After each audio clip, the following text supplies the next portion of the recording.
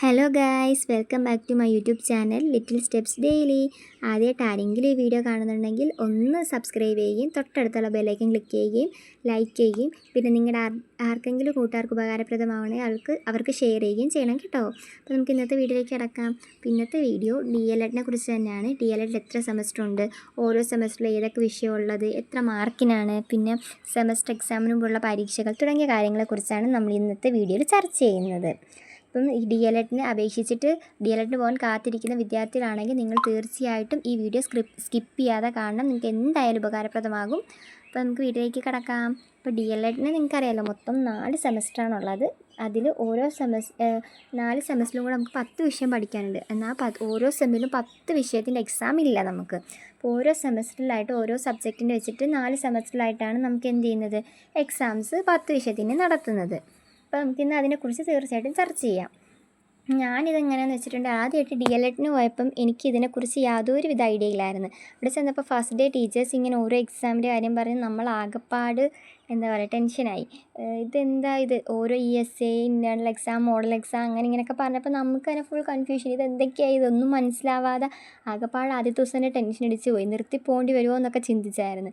പക്ഷേ പിന്നെ കയറി കഴിഞ്ഞപ്പോഴാണ് ഒന്നും ഇല്ല, നമ്മളെക്കൊണ്ടെല്ലാം പറ്റുന്നതേ ഉള്ളൂ. എന്തായാലും നമ്മൾ ഇറങ്ങിക്കഴിഞ്ഞാൽ ഉറപ്പായിട്ട് നമ്മളെക്കൊണ്ട് പറ്റും. കുറച്ച് കഷ്ടപ്പാടൊക്കെ ഉണ്ട്, എന്നാലും പരീക്ഷയൊക്കെ പാസ്സായി പോകുന്ന വലിയ പാടൊന്നുമില്ല. പഠിച്ചാൽ മതി. നമുക്ക് പഠിച്ചാലും പഠിച്ചില്ലെങ്കിലും ടെക്സ്റ്റ് വായിച്ച് കണ്ടൻറ്റ് മനസ്സിലാക്കി ഉറപ്പായിട്ട് നമുക്ക് കിട്ടും. അപ്പം ഞാൻ പറയാം, ഫസ്റ്റ് സെമ്മിൽ നമുക്ക് വരുന്നത് സൈക്കോളജിയും ഫിലോസഫിയുമാണ്. അപ്പോൾ സൈക്കോളജിയും ഫിലോസഫിയും 70 മാർക്കിന് വെച്ചിട്ടാണ് പരീക്ഷ നടത്തുന്നത്.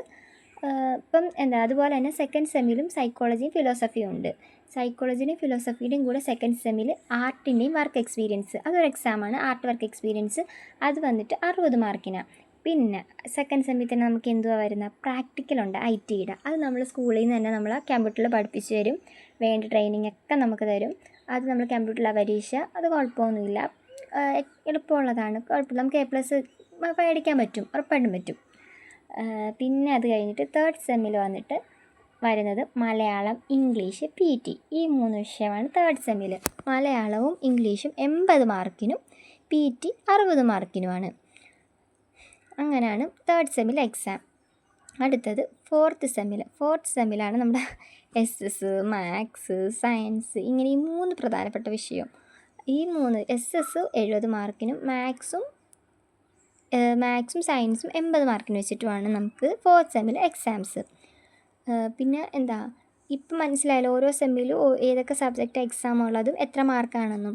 പിന്നെ എക്സാംസിലോട്ട് അടക്കാം. എക്സാമിൻ്റെ കാര്യം പറയുകയാണെങ്കിൽ ഈ സെമസ്റ്റർ എക്സാമിന് മുമ്പായിട്ട് നമുക്ക് വരുന്നതാണ് ESA എന്ന് പറയുന്നൊരു എക്സാമും പിന്നെ അതുപോലെ തന്നെ മോഡൽ എക്സാമും. ESA എന്ന് പറഞ്ഞാൽ എൻഡ് സെമസ്റ്റർ എക്സാം. അതായത് ESA എക്സാമിന് നമുക്ക് ഫസ്റ്റ് സെമ്മിൽ 10 വിഷയം ഉണ്ടെന്ന് പറഞ്ഞില്ല, 10 വിഷയത്തിൻ്റെയും എക്സാം നടത്തും.